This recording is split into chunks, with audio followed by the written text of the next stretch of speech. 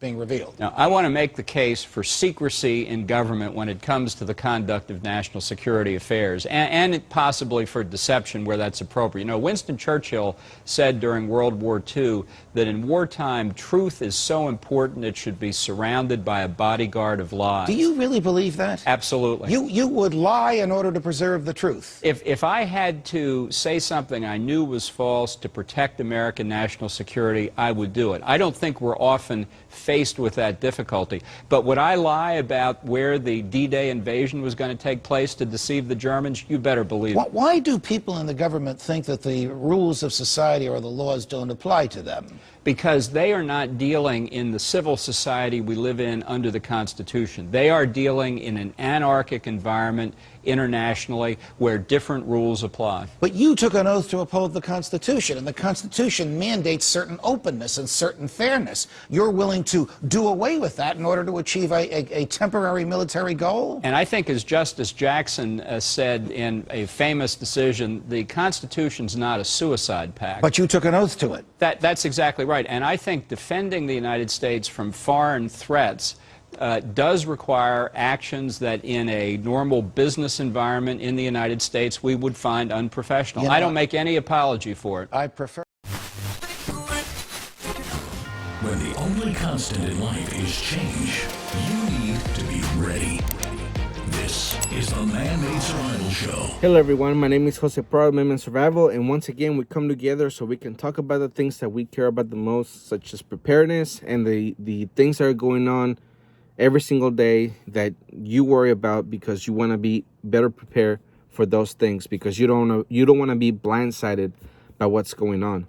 All right, so I started the video with what John Bolton said, okay?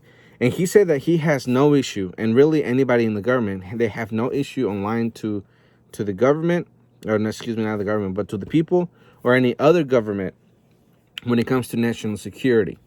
All right, and those words are important because now you have a reason to not trust what the government says whenever they talk about national security, right? It's just going to be a given now.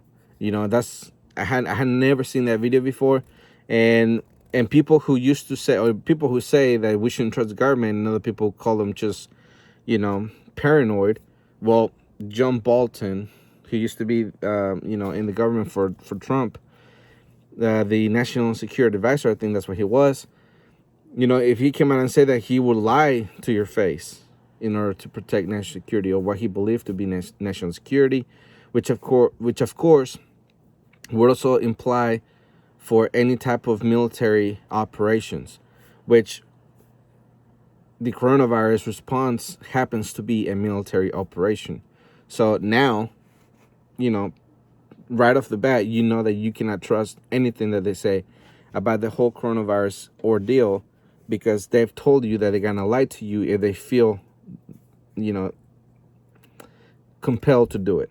All right, even if it's unethical, they're gonna lie to you because it's a matter of national security. But anyways, so with that same mentality that you know that we have established, or they have established with the first video, what happened these past few days is that finally CHOP has been dismantled. But then, you know, it kind of came to a surprise because even though the mayor and the governor, or not really the governor, but the police chief, they were condemning what was going on inside of CHOP. You know, people getting shot, people getting raped, businesses being extorted, and a bunch of other things. They couldn't even go in to help the people who got shot.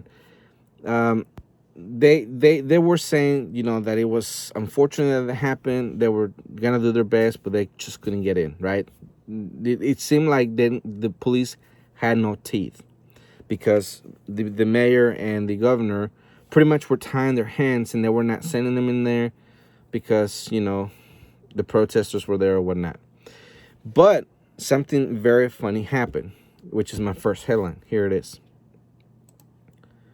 Seattle police dismantles CHOP after protesters threaten mayor's $7 million house. This from Zero Hedge. The city of Seattle has finally stepped in and dismantled the anarchist CHOP district. Not after 6 shootings and 2 teenage deaths, as hedge fund manager and author James Altucher notes, rather after protesters threatened to take over Mayor Jenny Durkin's 5,000 square foot, $7.6 million house. All right. The only reason she sent the police in there, as you saw in the videos, all right, is because they threatened to go into her house. All right. So now the whole narrative changes, because if you remember when Chaz was first established, and I say established because it became its own foreign country for a whole 2 weeks. Now these people are dangerous. There's no longer the summer of love, because now she's in danger. Now they know where she lives, because of the councilwoman or whatever, the little spat they had going on. But the point is that these people are very hypocritical to the safety of their citizens that they were elected to protect. All right, when it was their citizens being attacked, when it was their citizens being raped, when it was their citizens being shot, they didn't care. But the mayor, as soon as it happened to be her family, now she cared.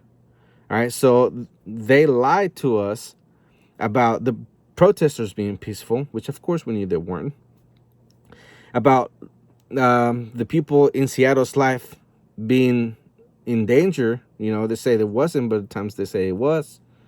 But they didn't do anything about it. All right, they took the teeth away from the police until this lady's house was threatened. And when did she do it? The very next day. The very next day that these people went into her house, or not into her house, but outside her community, when they went outside of her house and threatened to go in there and make a big problem, the very next day the police showed up with the police riot suits, from head to toe, and the armored vehicle, as you saw in the video.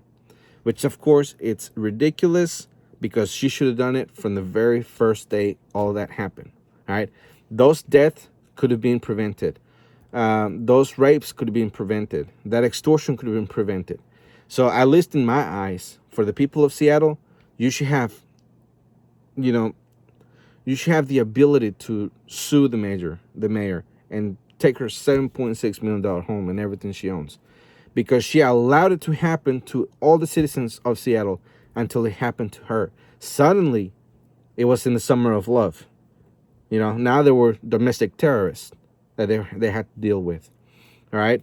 So now that happened, right? Now that the whole movement has been emboldened, because now they're eating their own. But not only that, people are starting to bring guns into the protest, all right? Which is something that we're going to be talking about in a second, which is the next headline. But what I want to get across is that first, when they were protesting, they were blocking the highways and the streets. They were not letting cars come through. Some cars, of course, did push through because, those people were not going to beat a car, all right? But now they're bringing guns into the equation. Here's the next headline. Man shot after protester fires handgun into SUV during Utah BLM protest. This from Sirhedge. A 60-year-old man was put into the hospital after a protester fired a shot into his SUV at a Provo, Utah BLM rally on Monday. The driver of the SUV underwent surgery and has non-life-threatening injuries, according to KUTV. Police have yet to locate a suspect. All right, so that is just insane, because now the protests are becoming deadly. And of course, they're no longer peaceful protesters. Now it brings it to a whole new level, all right? Because even though they were throwing bottles, even though they were throwing bricks, they were throwing the Molotov cocktails, they were bringing bats and breaking windows and all that. When they brought guns into the equation, everything just got to a whole new level. All right. Now, this is where part of the preparedness is going to come into play that we're going to be talking about. This is the reason why you must carry a weapon with you. All right. This is the reason why you have a Second Amendment. And it's going to be important for you to carry with you anywhere you go, especially if you live in any of the places that there's going to have a protest going on or anything like that, all right? You have the right through the Second Amendment to be able to take your weapon with you.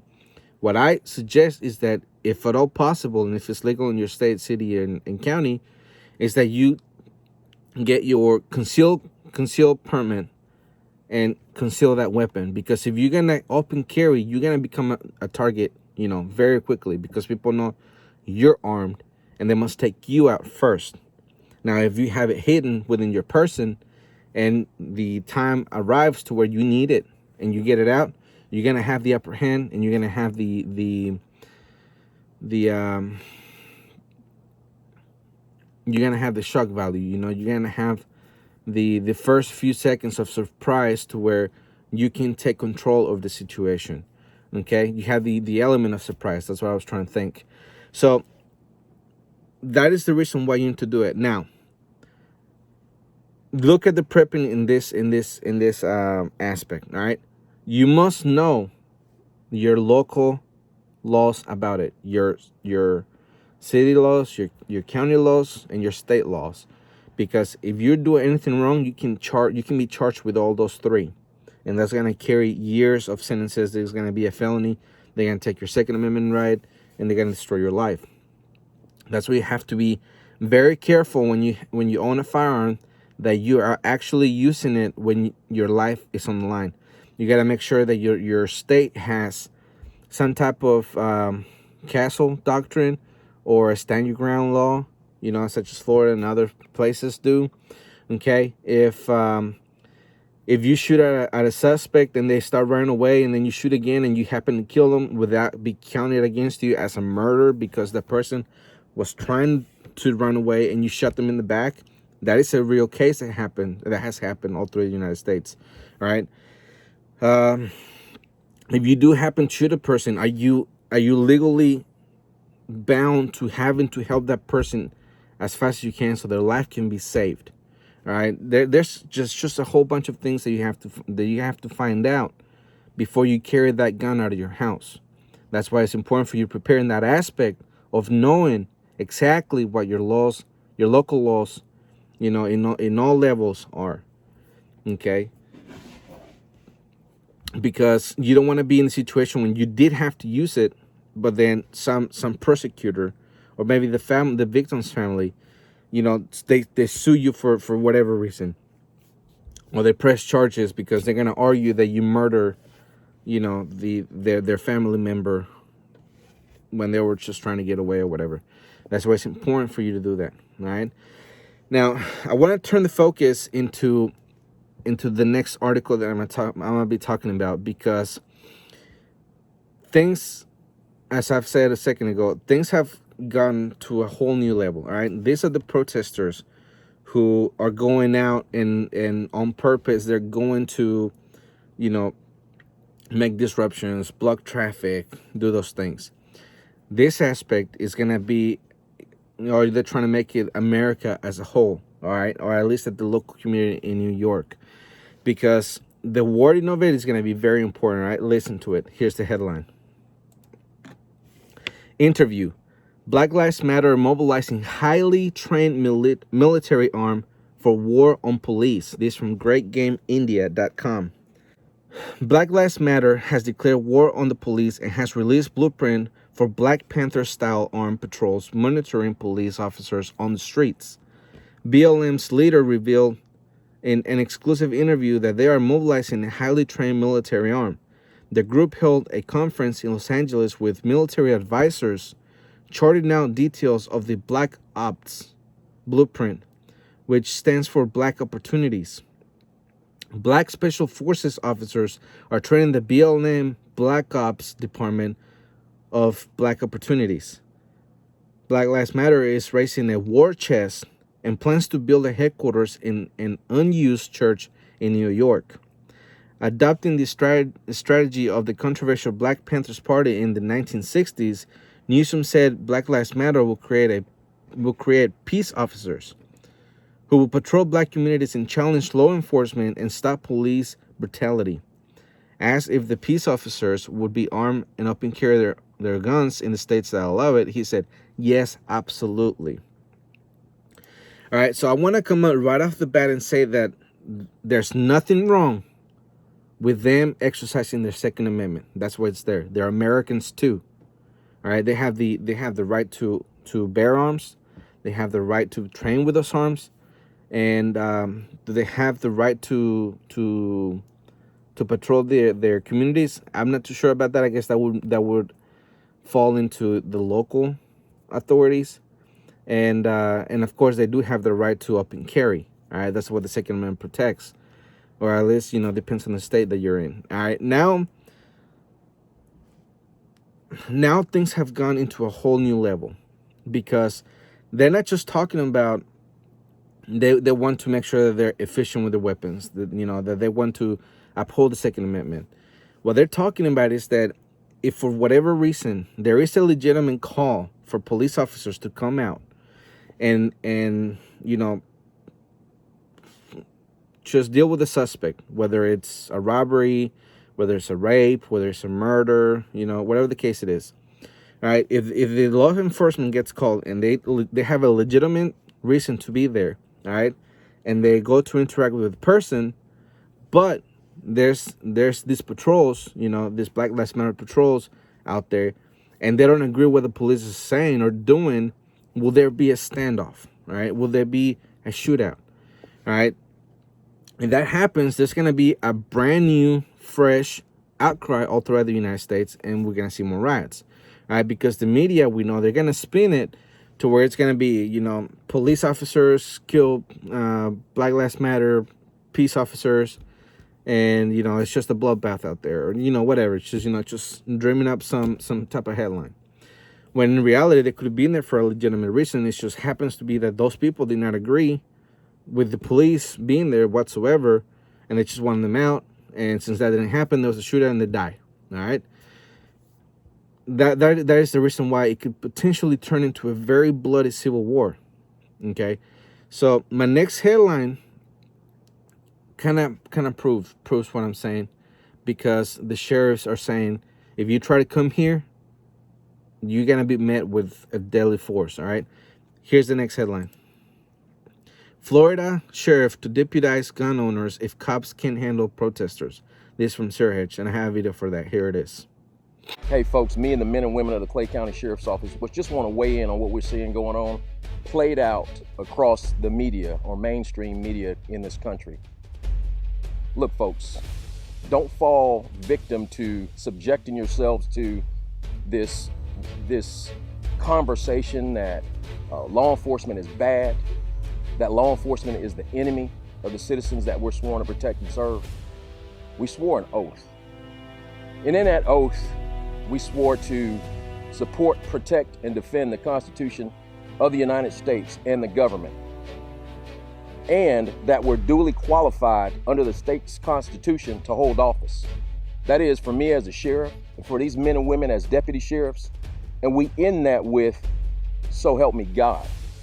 But God is absent from the media's message, or Black Lives Matter, or any other group out there that's making themselves a spectacle, disrupting what we know to be our quality of life in this country. In Clay County, we have a great quality of life. We have a great relationship with our community. But across this country, not so much. I just wanted to take a stand with these men and with these women who feel the same way that I do. Lawlessness, that's unacceptable in this country. Lawlessness, that's unacceptable in Clay County. And if you threaten to come to Clay County and think that for 1 second that we'll bend our backs for you, you're sadly mistaken. I know what happens when lawlessness prevails. And in this day and time, God is raising up men and women, just like the folks you see standing behind me, who will have strong backbones and will stand in the gap between lawlessness and the good citizenry that we're sworn to protect and serve. So you can threaten all you want. You can say, hey, let's go to Clay County, or let's go to some other peaceful county where their problems don't exist, or not so much like across this country, where relationships are great and not strained, and where the people support their sheriff and support the men and women who wear the uniform. And you'll have something waiting on you that you don't want. Yes, We'll protect your constitutional rights as long as you remain under the umbrella of peaceful protest or peaceful march. But the second that you step out from up under the protection of the Constitution, we'll be waiting on you. And we'll give you everything you want. All the publicity, all the pain, all the glamour and glory for all that 5 minutes will give you. Is it a threat? Absolutely not. But somebody has to step up in front of the camera and say, enough is enough. Tearing up Clay County, that's not going to be acceptable. And if we can't handle you, you know what I'll do? I'll exercise the power and authority as the sheriff, and I'll make special deputies of every lawful gun owner in this county. And I'll deputize them for this one purpose, to stand in the gap between lawlessness and civility. That's what we're sworn to do, and that's what we're gonna do. You've been warned. All right, so you heard the sheriff, okay? He is not wrong in what he's saying, not at all right? So I want to make it clear. I, Jose Prado, owner and founder of Amendment Survival, I stand with what the sheriff said, okay? Because it is important for there to be law and order, all right?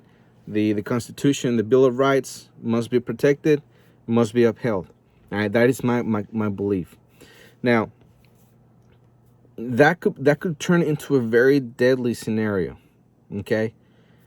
Because there could be clashes with automatic weapons or semi-automatic weapons of high caliber, and it could just every city could turn into a battlefield now, okay? If Black Lives Matter, they really go through what they said, that they're going to have a military arm, the Black Lives Matter, then the deputies, one of the reasons they got militarized is because of this. The reason that the government were giving away,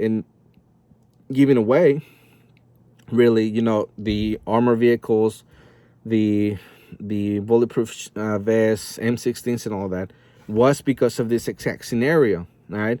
Even though we know for the past years that the government was really doing it for patriots or whatever, because those videos came out, or for people who, for them, the patriots are whoever upheld the Second Amendment, believe in the Bill of Rights, believe in the Constitution, who believe in the Bible, who believe in righteousness and all this stuff. All right, they were the enemies.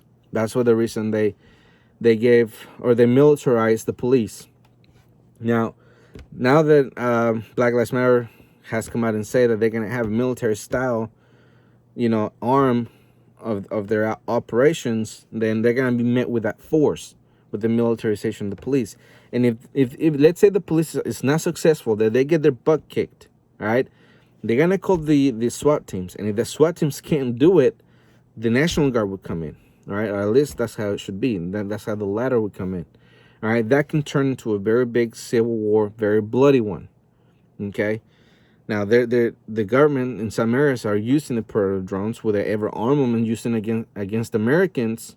We don't know, all right? Black Lives Matters, they're still American, all right? I want to point that out. Doesn't matter what they believe in.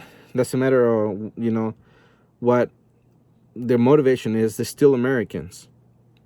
And those weapons are weapons of war, and that should be used somewhere else, all right? Because that can be used against you too. But anyways, now I want to talk about the things that they're demanding. The blueprint that I mentioned a second ago. All right, here it is. Black Lives Matter blueprint for war on police. This is from GreatGameIndia.com. Drafted as local, state, and federal policy framework to advance solutions to building strong Black communities, and to end the institutional racism and militarized police state responsible for the unjustified killing of Black persons. The blueprint includes policies that require police to provide immediate assistance to persons in custody in medical distress. That's going to be the I Can't Breathe Act. Eliminate qualified immunity protection for law enforcement officers. Authorize persecution of officers who knowingly file false reports. That's going to be called the Blue Wall Act. Disband police unions to reduce wrongful protection of bad cops. disarm and defund police departments to build stronger, safer communities, create a special prosecutor for police misconduct, repeal New York's 50A statute to increase police transparency and accountability, ban cruel and unusual punishment of incarcerated persons, including solitary confinement, enact the Judith Clark law to release aging people in prison who pose little risk, support education reforms that are community-led and provide critical curriculum, enact housing reform policies to protect access to affordable housing, call for reparations for descendants of enslaved during colonization, provide right to counsel to victims of police brutality, implement fair and timely parole for incarcerated persons, create the child and family equity freedom policy. Quote, this blueprint is a call to action for those we've elected to office to serve us. Laws are created to provide structure for our society and institutions, but they must be changed when they no longer serve the welfare of the governed, said Shinova Newsom, Black Lives Matter New York co-founder and candidate for Congress, New York 15. All right. Some of those things that they actually mention are actually common sense, and I agree with. Most of it I don't. All right. So should the police be held accountable if they file a false report? Yes. Stuff like that, I agree with.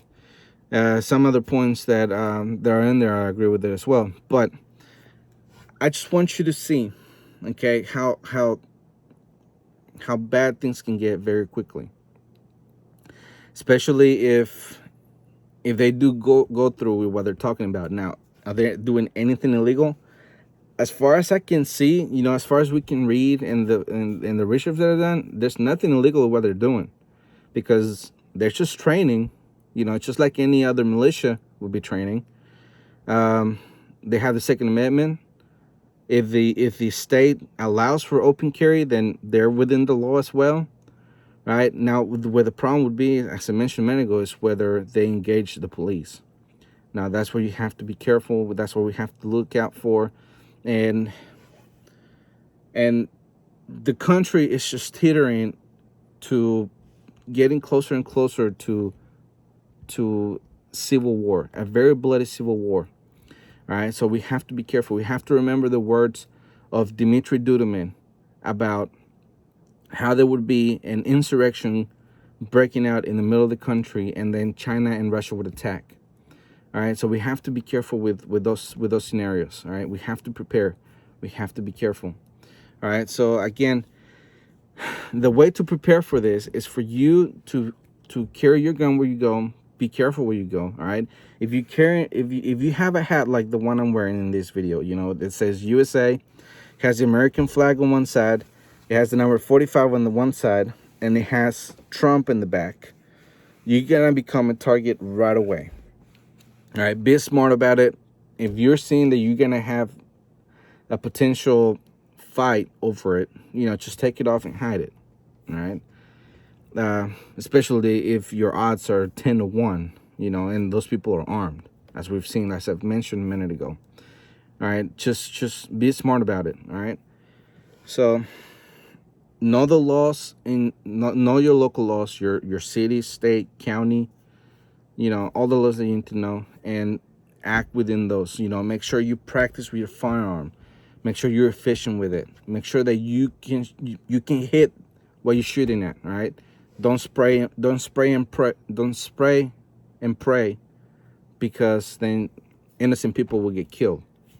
All right, and be smart about what you're doing. So that's just a quick video on the things that are going on right now, on the things that you have to watch out for. Oh, before I forget, one of the good things about CHOP being dismantled, besides all the things that they were doing horribly in there, is that now there won't be the confrontation that there was possibly going to be on the 4th of July. Now that has been avoided, or at least it seems like it's going to be avoided at this moment. All right, the same issues and now it's happening in New York, but we'll see what happens with that. All right, so again, my name is Jose Prado. Remember, practice, have a plan, get your family involved, get yourself ready for whatever happens. because remember, you have to be ready, always ready.